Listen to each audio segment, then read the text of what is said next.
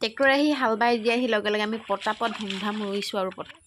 এয়া মোৰ দেখিছে নহয় ৰাতিপুৱাই ভাতৰ কাঁহীখন দেখাইছোঁ আপোনালোকক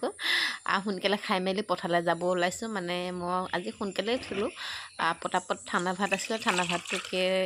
মানে পানী দিয়া খাই যাওঁ বুলি ডিম ফ্ৰাই কৰিলোঁ মটৰ ভাজিলোঁ এনেকৈ খাই মেলি যাম আৰু নমস্কাৰ মোৰ বন্ধু বান্ধৱীসকল নতুন এটা ভিডিঅ'লৈ স্বাগতম জনাইছোঁ মানে পথাৰ ৰুবলৈ যাওঁ এতিয়া আহাৰ মাহত পূৰা মানুহৰ খেতি ভৰ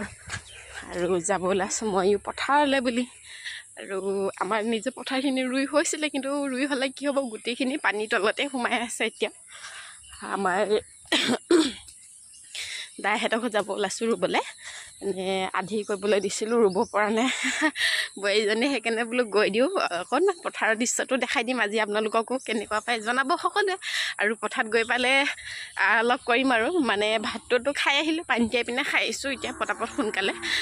6:30মান বাজিছে এতিয়া ওলাই আহিছোঁ আৰু পটাপট যাওঁ বলক পথাৰত লগ পাম সকলোকে মোৰ বন্ধু বান্ধৱীসকল পথাৰত আহি পাই গ'লোহি খুব ধুনীয়া হয় এটা পৰিৱেশ পথাৰৰ পৰিৱেশ খুব ধুনীয়া মানে এতিয়া আগতীয়াকৈ কঠীয়া তুলি ল'ব লাগিব তাৰপিছতহে ৰুব লাগিব দেখাইছোঁ অকণমান বেক কেমেৰা কৰি দেখাম দেই পথাৰৰ মাজৰ মানুহখিনি খুব ধুনীয়া হয় দেখিব আৰু পথাৰৰ এইটো খুব ধুনীয়া এটা দৃশ্য বহুত মানুহে ৰুইছে এতিয়ালৈকে দেই বহুত মানুহে ৰুইছে তুলিছে মানে সময়ত নেমাৰিলে খাব কি ধান যদি কঠীয়া ৰুই নলয় ধানৰ দিনত কাটিব ক'ৰ পৰা সেইকাৰণে এতিয়া দুবদাম মানুহে পথাৰত লাগিছে খেতি কামত এয়া চাওক খুব ধুনীয়া হয় এটা সুন্দৰ পৰিৱেশ পাছত পূৰা কঠীয়া তুলি আছোঁ কেমেৰামেন নাছিলে ল'ৰাটো আহিছে কাৰণে কেমেৰামেন হ'বলৈ দিছোঁ কঠীয়া মানে তুলিছোঁ পোৱাহি নাই ট্ৰেক্টৰখনে ৰুবলৈ সেইকাৰণে কঠীয়াকৈ এতিয়া তুলি আছোঁ পোনপ্ৰথমে আৰু কোনে কোনে খেতি কৰিছে মোৰ বন্ধু বান্ধৱীসকল জনাবচোন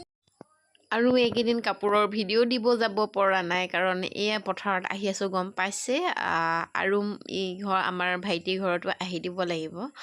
আৰু এনেকৈ মানে এইকেইদিন পথাৰৰ কামতে লাগি আছোঁ আপোনালোকক দেখাইছোঁ এয়া মাটিও বহুত আহিছে এয়া চাওক ৰুবলৈ লৈছোঁ মানে কি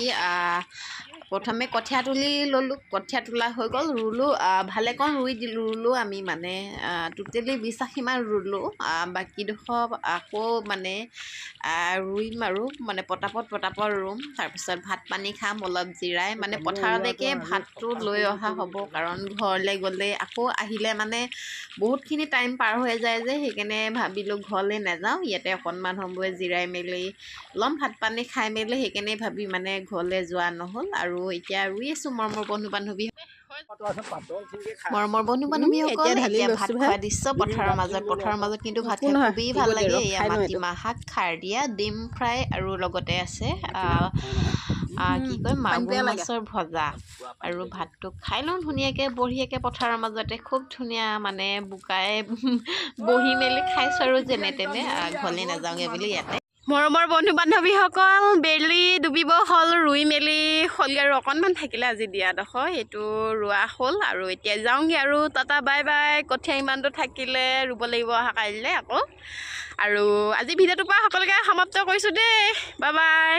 নতুন এটা ভিডিঅ' লৈ আহিম আৰু গোটেই পথাৰখন চাওক ৰোৱা আৰু আমাৰ এইপিনে চুম ৰৈ আছে